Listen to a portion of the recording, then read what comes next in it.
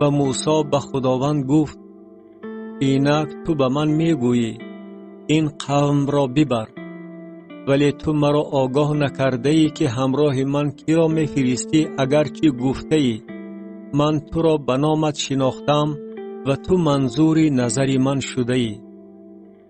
و الحال اگر من منظور نظر تو شده باشم، لطفاً راههای خود را به من معلوم نما تا که تو را بشناسم و منظور نظر تو گردم و تو به اعتبار گیر که این مردم قوم تو هستند.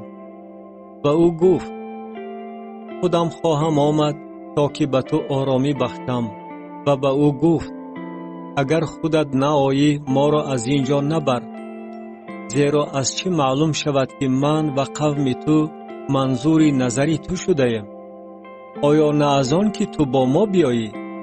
و در آن صورت من و قوم تو از همه قوم‌هایی که در روی زمین هستند ممتاز خواهیم شد.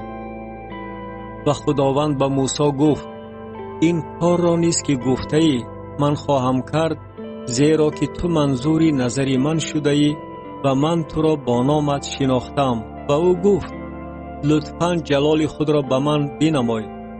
و او گفت: من تمام جلالت خود را از پیش تو میگذرانم و اسم خداوند را پیش تو میخوانم و کریم میشوم و هر کی سزاوار کرم است و رحیم میشوم و هر کی سزاوار رحم است. و او گفت: تو روی مرا نمیتوانی ببینی، زیرا که آدمی زاد نمیتواند مرا ببیند و زنده ماند.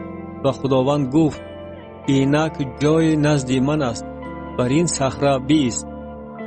و هنگامی که جلال من گذر کند، من تو را در شکاف صخره گذاشته با کف دست خود تو را خواهم پوشانید تا دمی که بگذرم.